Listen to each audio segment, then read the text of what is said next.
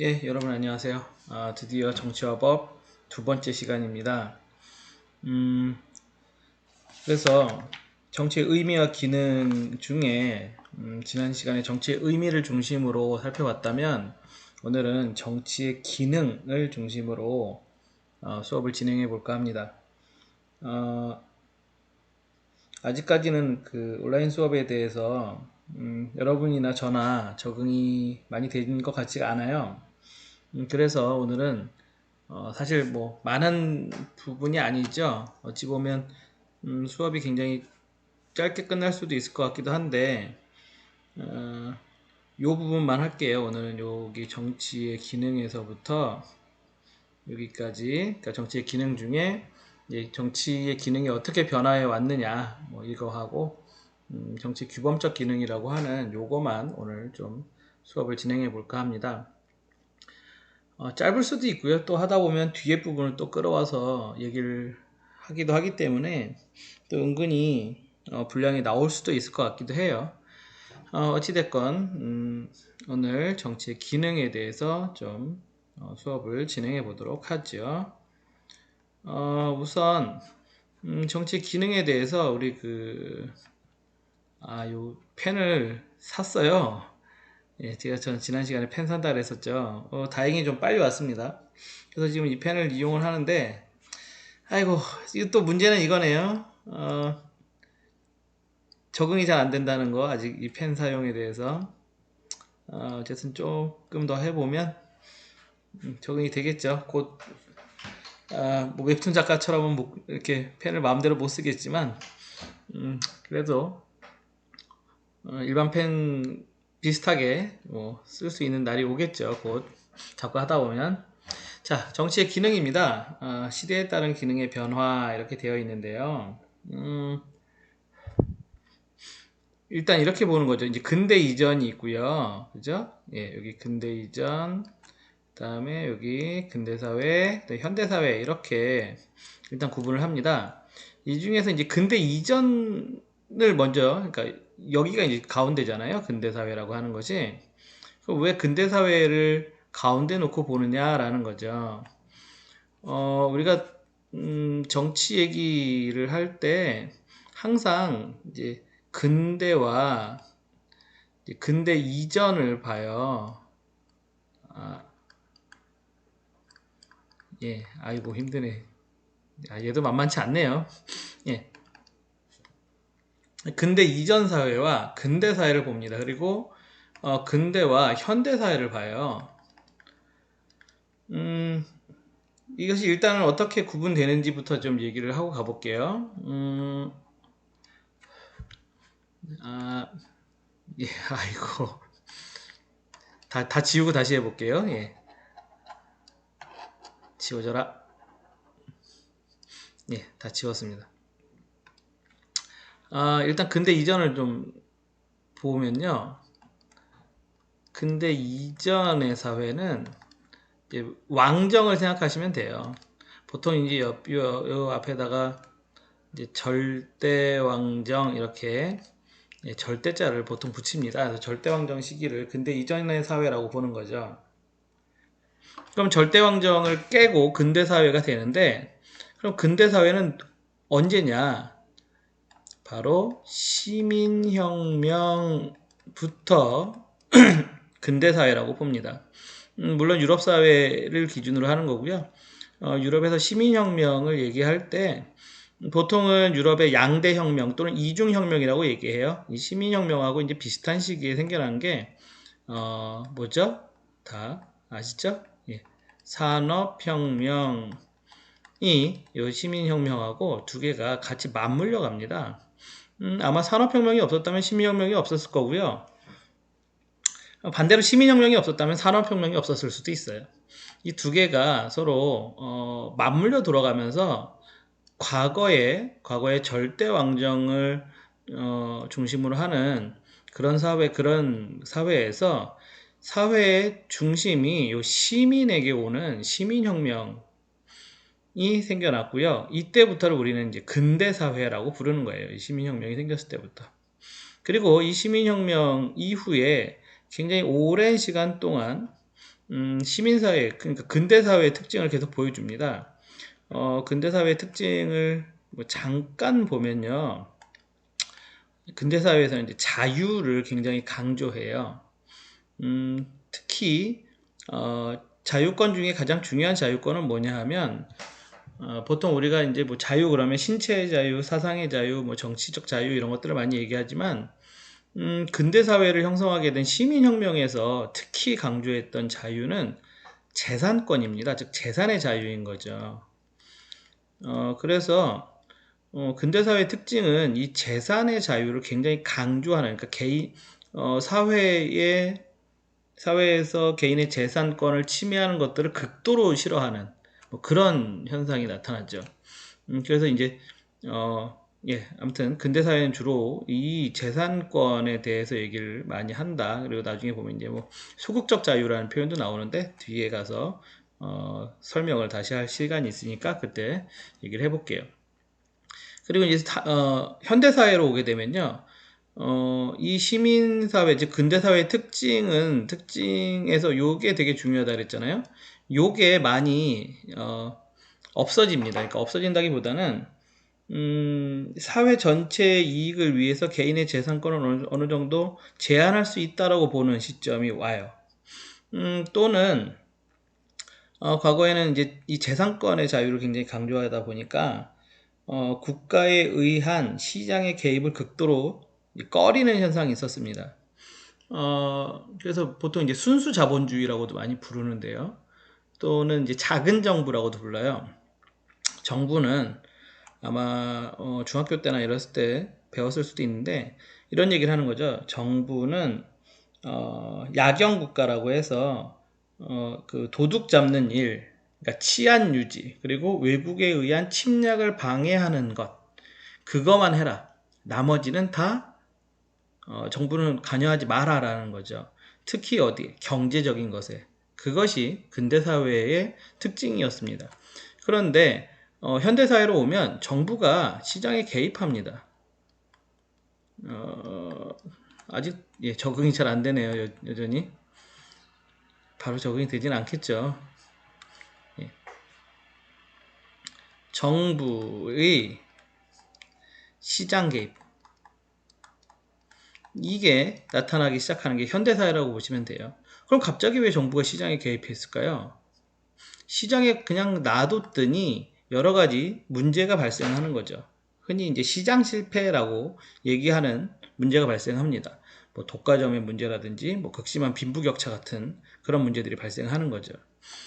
특히 이 시장 실패가 나타난 가장 대표적인 케이스가 뭐냐면 미국에서 이미 생각하시는 분들은 생각할 건데 미국에서 경제 공황이라고 하는 게 생겨나요.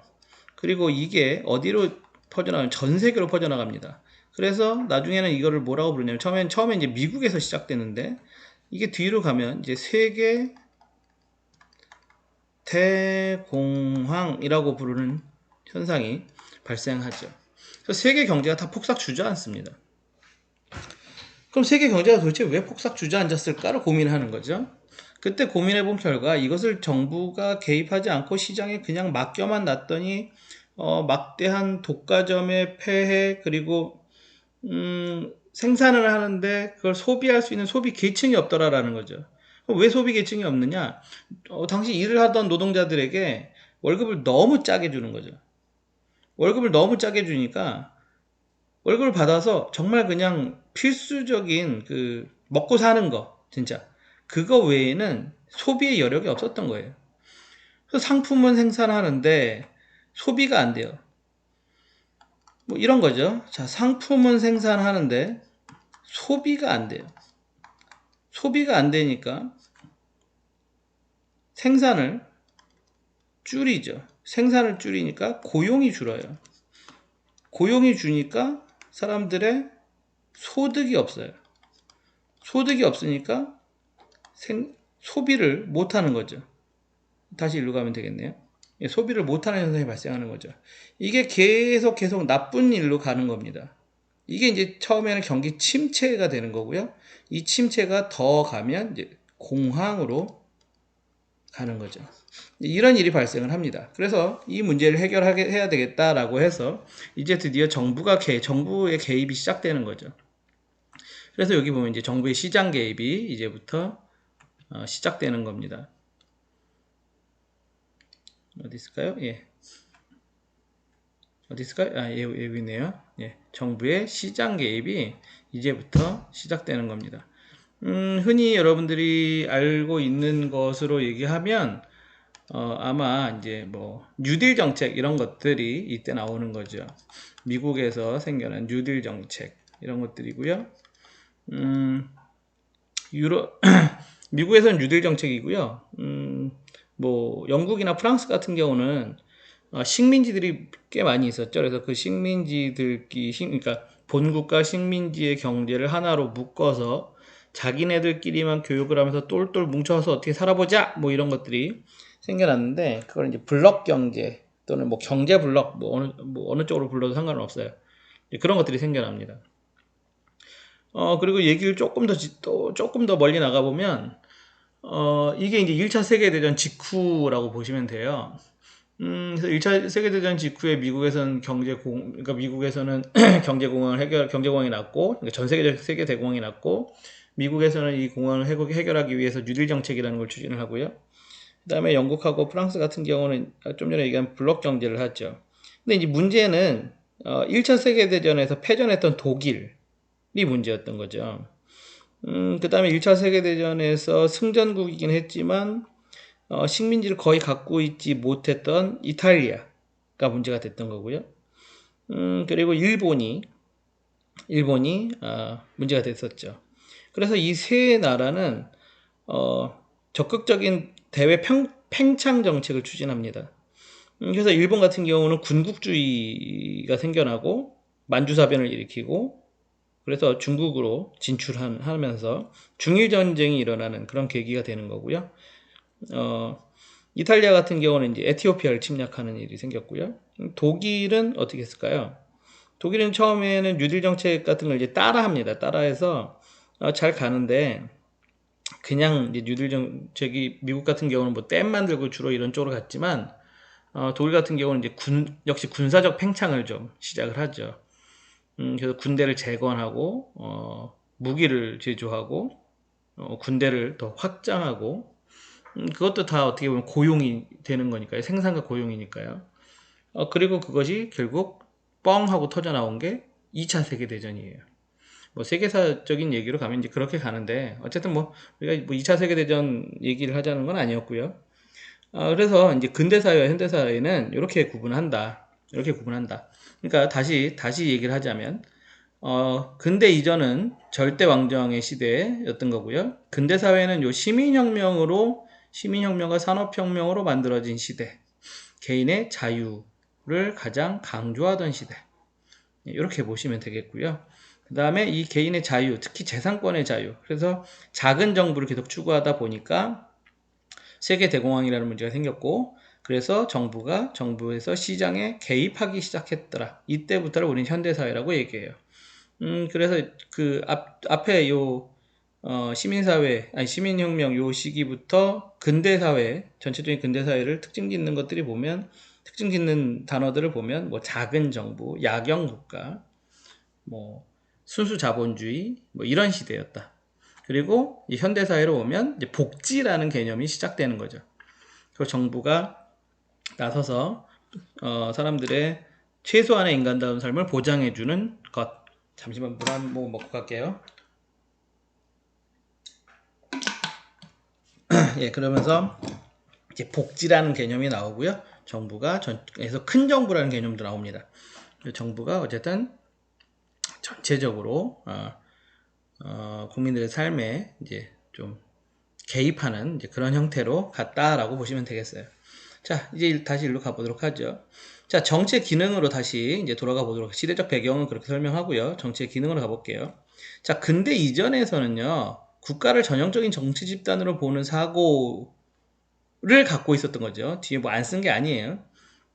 이런 사고가 지배하던 사회 시대였던 거죠. 그러니까 정치는 그냥 국가에서 하는 거예요. 시민사회 이런 게 없었던 사회잖아요. 그러니까 정치를 우리 조선시대 같은 거 생각을 해보자고요. 정치를 누가 합니까? 저나 이것만 하면 되는 거잖아요. 좀 그랬나요? 연기력이 부족한가요? 저나 아니 되옵니다. 뭐 이런 거 하던 시대잖아요. 그때 뭐 누가 정치를 하는 거예요? 뭐 일반 국민들이 정치를 하나요? 그런 게 아니죠. 정치는 정치를 하는 소수의 집단과 왕이 하는 거죠. 그러면 거기에다가 하나 더 얘기하면 이 절대왕정이라 그랬잖아요. 이때 예, 여기 절대왕정이잖아요. 절대왕정을 대표했던 인물이 프랑스의 루이 14세입니다. 여러분 루이 16세 얘기하려고 그랬죠?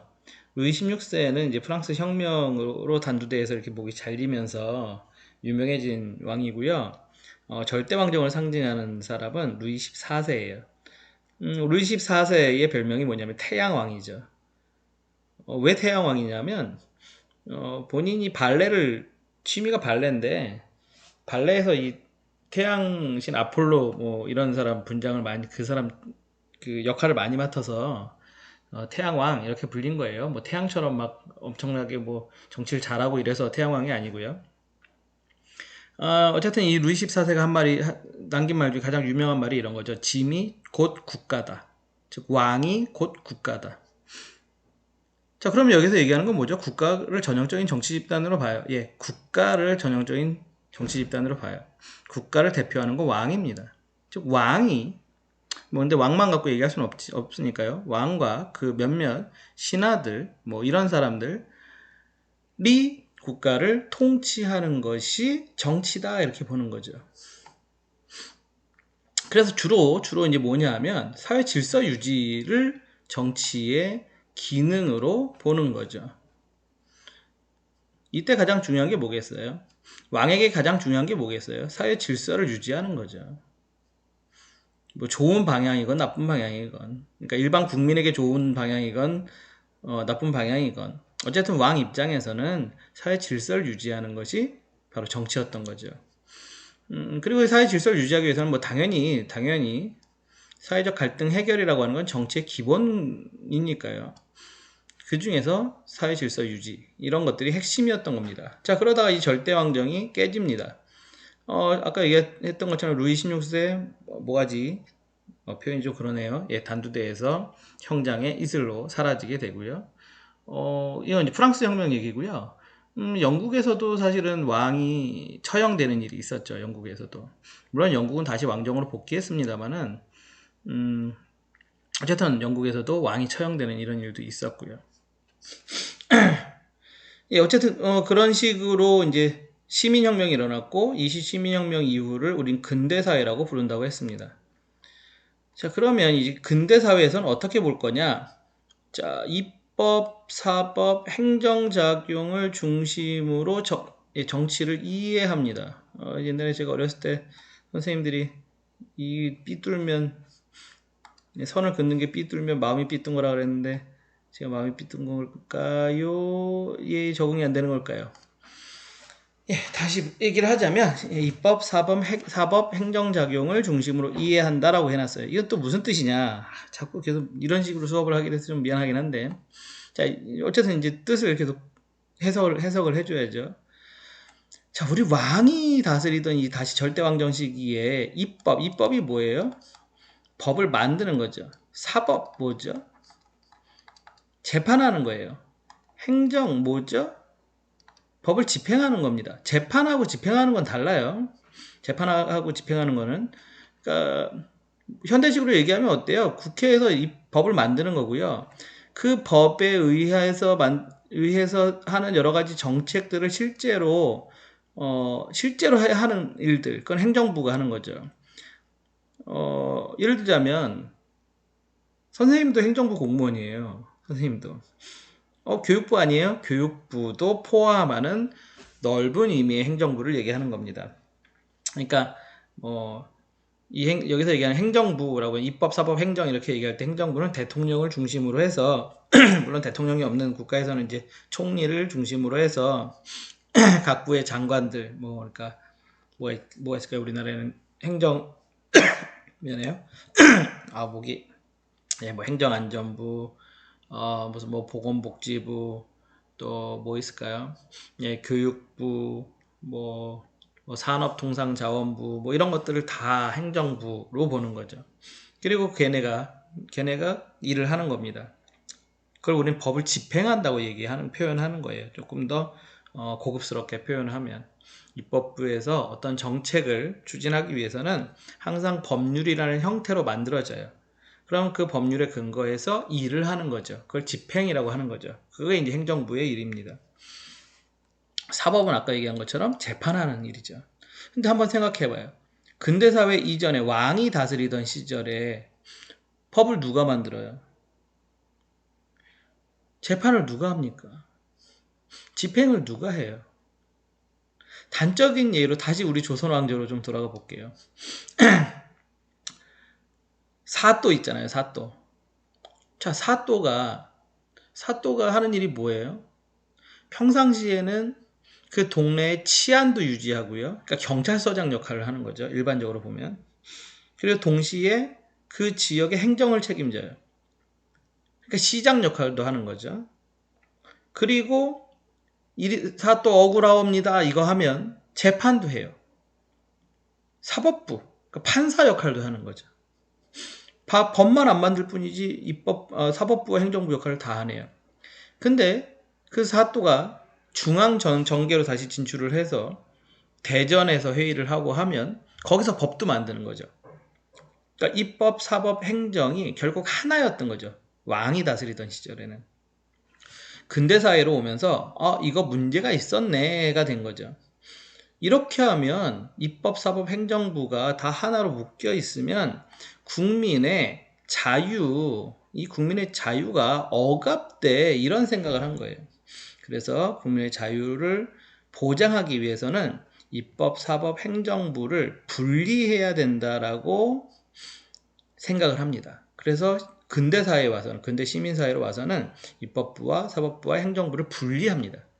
그리고 이 입법부와 사법부와 행정부가 각각 어떤 일을 하는가를 살펴보는 형태로 입법부는 어떤 기능을 하고 사법부는 어떤 기능을 하고 행정부는 어떤 기능을 하는가, 이 기능들이 결국엔 뭐다? 정치다라고 보는 거죠. 그래서 입법, 사법, 행정의 작용을 중심으로 이해하게 되는 것이 근대사회입니다. 근대 이전 사회에 비해서는 굉장히 발전되었다라고 얘기할 수 있겠습니다. 그런데 아직까지는 우리가 지금 생각하는 시민과 시민사회와는 조금 다르게 시민사회를 좀 이해하다 보니까 여기 좀 지우고 갈게요. 예, 이해하다 보니까 주로 이제 지배와 통제의 관점에서 정치를 파악합니다. 자, 그러다가 이제 현대사회로 와요. 자, 현대사회로 오니까 이제 근대사회하고는 조금 다른 식으로 사회를 이렇게 바라보게 됩니다. 시각이 변화하게 되는 거죠. 현대사회로 오면서. 특히 이제 근대사회와 현대사회를 또 얘기를 좀 하면, 근대사회에서 얘기하는 시민과 현대사회에서 얘기하는 시민이 조금 개념이 달라요. 그러니까 근대사회에서 그 시민 계급이라고 얘기하는 것은 부르주아 계급을 얘기합니다. 앞으로 제가 뭐 얘기하다 이렇게 쓰면 부르주아 계급을 얘기하는 거예요. 얘기하다 보면 이제 제가 오늘 갑자기 이렇게 할 거예요. 부르주아 이러면 너무 기니까 그냥 BG라고 제가 쓸 겁니다. 그리고 가끔가다 이제 제가 프롤레타리아라고 얘기할 때는 PT 이렇게 쓸 거예요. 부르주아는 누구냐 하면 유산 계급이라고도 표현하는데, 그냥 알아듣기 쉽게 얘기하면 부르주아는 돈 많은 사람들이에요. 원래 부르주아 개념은 다르긴 한데 지금 관점에서 보면 부르주아는 부자들 이렇게 생각하시면 되고요. 프롤레타리아는 그냥 노동자 계급 이렇게 생각하시면 됩니다. 블루칼라라고 옛날 좀 표현도 많이 했었고요. 주로 이제 육체 노동을 중심으로 하는, 자신의 노동력을 시장에 내다 팔고 그 대가로 임금을 지불받는 이런 사람들을 이제 프롤레타리아 이렇게 얘기하고요. 보통 우리나라에서는 그냥 노동자 계급 이렇게 표현해도 됩니다. 자, 근대 사회에서는 이 부르주아 계급을 시민이라고 봤는데 현대 사회로 오면 이 부르주아 계급뿐만 아니라 이 프롤레타리아 계급도 시민인 거죠. 그러니까 모든 사람들이 다 시민이 되는 겁니다. 그게 이제 근대 사회와 현대 사회에서 바라보는 기본적인 시민이라는 개념의 차이예요. 예, 시민 사회로 오면서 뭐라고 표현해야 될까요? 어, 예, 아까 얘기한 것처럼 시민의 주체가 시민이라고 하는 개념이 넓어졌고요. 사회 주체가 굉장히 많아진 거죠. 그래서 과거에 이 부르주아 계급 소수만이 시민이었고 그들이 입법부, 사법부, 행정부를 장악했다면 현대 사회에서는 예, 뭐 지금도 살펴보면 사실 입법부, 사법부, 행정부 대부분 이제 예, 소수의 일반 시민들은 아닌 것 같아 보이긴 합니다. 특히 입법부와 사법부는 그렇죠. 행정부도 뭐 거기 가장 높은 사람들은 참 뭐 소수죠. 근데 근대사회랑은 좀 다른 것이 현대사회에서 현대 시민사회는 시민의 개념도 넓어졌지만 여러 이해관계를 갖고 있는 사람들이 여러 단체들을 조직하는 사회가 되었습니다. 사회, 예, 사회가 된 거죠. 그래서 우선 보면 근대 사회에서는 힘이 없었던 이 프롤레타리아 계급들이 뭐 예를 들자면 노동조합이라는 것들을 만들면서 집단화되기 시작했죠. 그리고 집단화되니까 힘을 갖게 되죠. 그리고 이들이 갖고 있는 힘을 이용해서 본인들의 정치적인 주장들을 이제 힘을 받고 이제 주장할 수 있는 그런 사회가 된 거죠. 뭐 그리고 이제 노동조합뿐만 아니라 여러 뭐 시민단체 이런 것도 있잖아요. 여러 시민단체 이런 것도 생겨나면서 여러 단체들이, 그러니까 여러 가지 생각을 갖고 있는 여러 사람들이 여러 가지 그 집단들을 구성하고 이 집단들이 사회에 목소리를 내는 사회가 되었다라고 보시면 되는 거죠. 자, 그래서 시민이 정치의 주체가 되었고, 예. 그래서 시민이 정치의 주체가 되었고, 여러 부분에서 공적 영역을 형성하고, 그리고 정치화 기능을 수행하는 겁니다. 과거에는 주로 이제 그래서 지배와 통제였다면 지금은 이 여러 집단들의 이해관계를 어떻게 조정할 거냐. 그리고 지금 정부에서 하는 여러 가지 정책들을 감시하고 비판하는 일들도 굉장히 다 흔히 일어나고 있죠. 그래서 이런 것들, 그리고 정책 의사가 형성되고 이것들을 누가 주로 이제 노동조합이나 각종 시민단체나, 그리고 이거 말고도 시민단체 말고도 우리 이거 있잖아요. 정당이라는 것도 있죠. 정당. 정당이라는 것도 있잖아요. 그러면 몇몇 소수의 정치인들만 속해 있는 것 같지만 그렇지 않아요. 이 정당에 속해 있는 일반인들도 굉장히 많습니다. 당원이라고 불리는 분들도. 그래서 어쨌든 그래서 이런 다양한 집단의 다양한 목소리를 어떻게 하면 모아서 왜 안 나오죠? 어떻게 하면 다시요. 야, 일로 와봐. 다시. 아무튼 어떻게 하면 모아서 그것들을 갖고 이해관계를 조정할 거냐. 또 뭐 각종 시민단체 이런 데서 특히 정부 정책을 감시하고 비판하는 역할 같은 거 많이 하죠. 그리고 주기적인 선거에서 이제 그런 것들을 정치적 의사를 표출하는 거거든요. 그래서 이제 이런 것들이 일상화되어 있는 것. 그래서 일상에서의 정치가 일어나는 사회. 일상에서의 정치, 그러니까 모든 부분에서 다 정치가 일어나는 것. 이것이 이제 현대사회에서 정치의 기능이 되는 거죠. 다시 앞부분을 좀 가보면, 지난 시간에 했던, 뒤에 써 있는데, 여기 써 있는데, 이제 국가 현상설에서 집단 현상설로 넘어왔다고 보시면 돼요. 그러니까 근대사회까지는 이 정치라고 하는 것이 소수의 사람들이 하는, 국가에서 하는 것이라고 봤다면, 그래서 이제 주로 국가 현상설에 초점이 맞춰졌다면 현대사회로 오면서 집단 현상설로 초점이 맞춰졌다라고 보시면 되는 거죠. 그래서 제가 사실 우리 교과서에 이 부분이 제 경우에는 없는데 없음에도 불구하고 이 부분을 얘기를 하는 거고요. 그러니까 앞으로도 우리 요 정치 수업을 하다 보면 자꾸 그런 부분이 나올 거예요. 어떤 큰 이론, 큰 사상, 큰 개념 거기에서 나머지 얘기들의 설명이 사실은 거기에서 다 비롯된다라고 보시면 돼요. 그래서 우리 지난 시간에 한 거하고 오늘 하는 모든 것 얘기들이 거의 이 국가 현상설과 집단 현상설에 기초해서 얘기가 진행되고 있다. 예, 그리고 이제 마지막으로 정치의 규범적 기능이라고 하는 얘기로 가볼게요. 이 부분을 설명하려면 사실 이것부터 얘기를 해야 될 것 같아요. 국가가 왜 필요할까요? 라는 거죠. 아니면 국가의 기능은 뭘까요? 이런 거죠. 아니면 국가를 왜 만들었을까요? 이런 겁니다.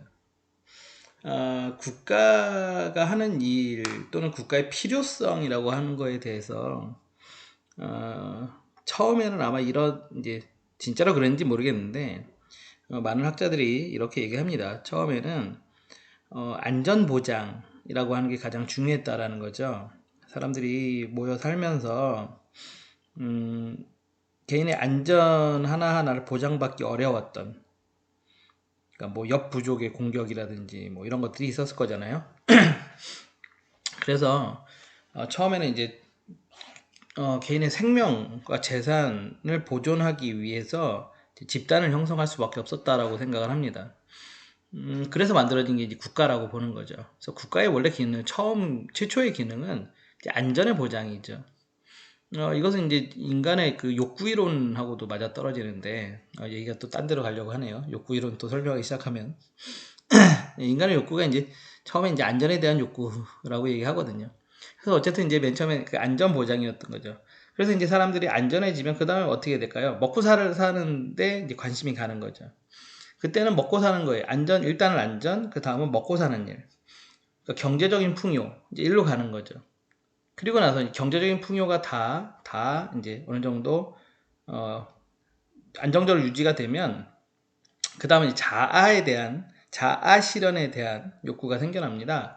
그러니까 국가도 똑같다는 거죠. 국가가 처음에는 안전보장을 해주고 그 안전보장의 토대 위에서 개인의 경제적인 윤택한 삶을 이제 국가가 해줘야 되는 거죠. 그게 국가의 기능이었던 거죠.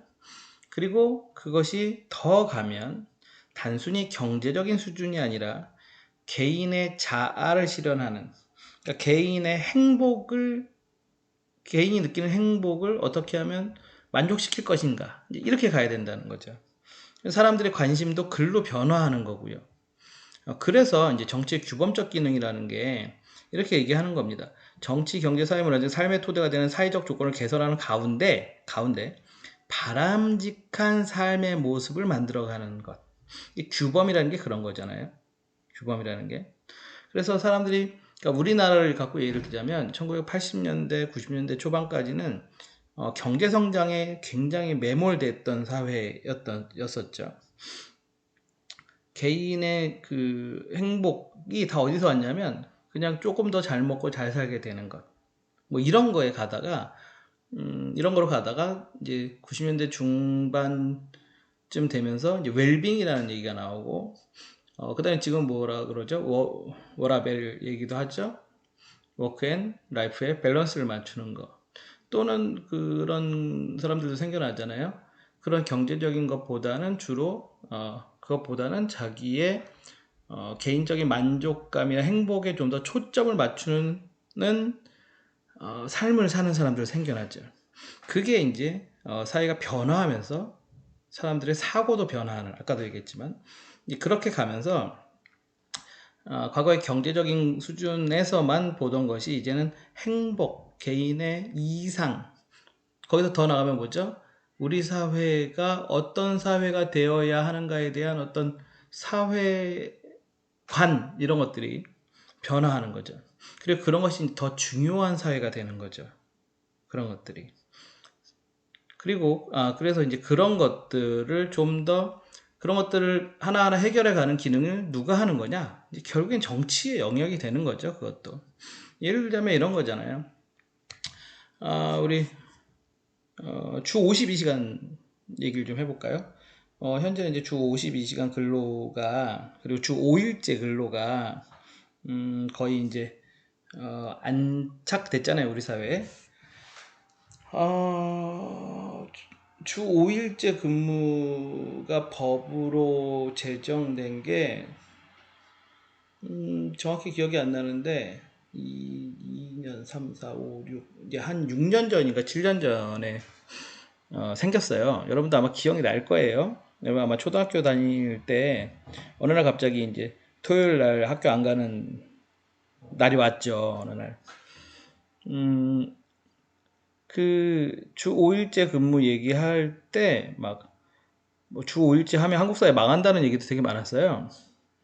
우리나라 뭐 그럴 때가 아니다. 뭐 주 5일제 근무하면 뭐 경제 폭망한다. 그래서 우리나라 망한다. 막 이런 얘기 있었거든요. 근데 이제 사람들이 아니다. 주 5일제를 가야 된다라고 많은 사람들이 생각을 한 거고 그것에 맞춰서 법이 만들어지는 거죠. 법을 만드는 거 역시 정치잖아요.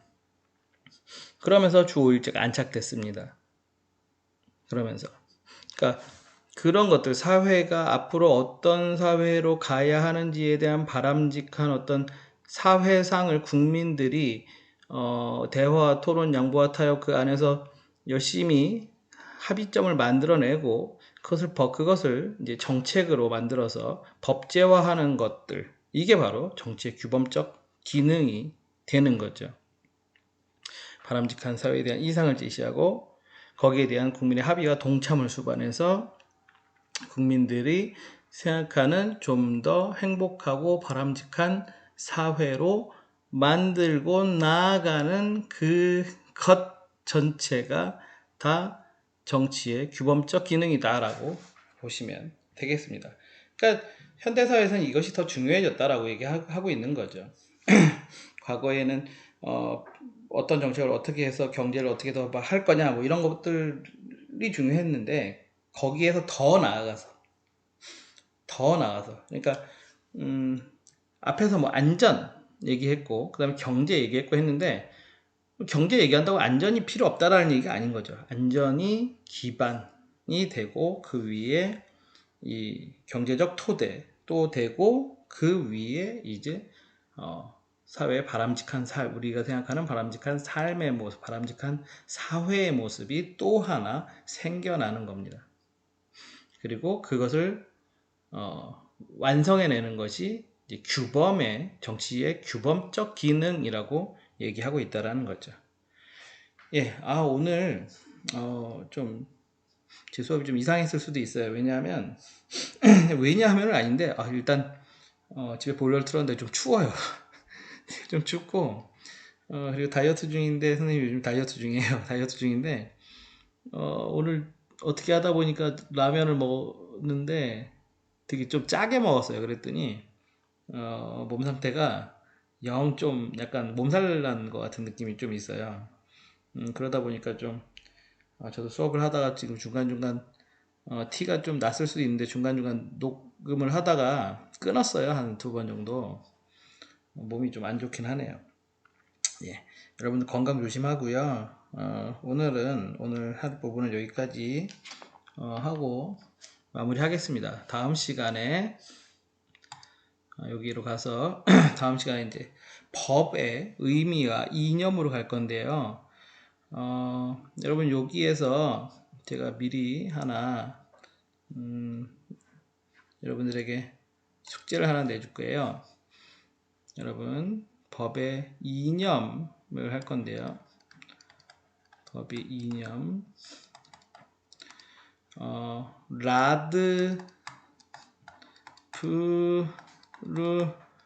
라드부르흐인가요? 어쨌든 독일어라 뭐 우리나라 말로 하면 잘 모르겠어요. 라드부르흐일 수도 있어요. 라드부르흐 공식이라고 하는 것을 한 번만 인터넷에서 한번 찾아보세요.